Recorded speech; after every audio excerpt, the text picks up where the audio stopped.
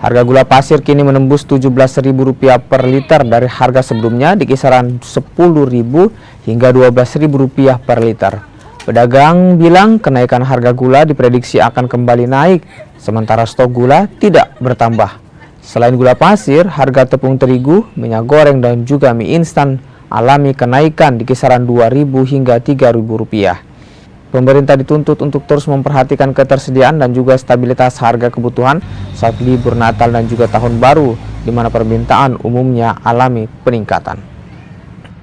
Cukup lumayan naik, Kak, karena gula satu saat itu seharga 835 kalau di toko encerang yang tinggi.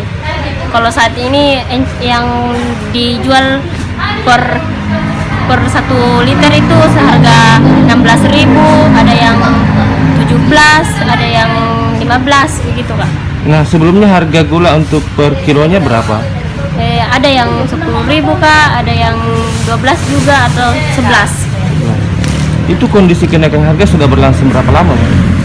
Dari sejak bulan kemarin, Kak.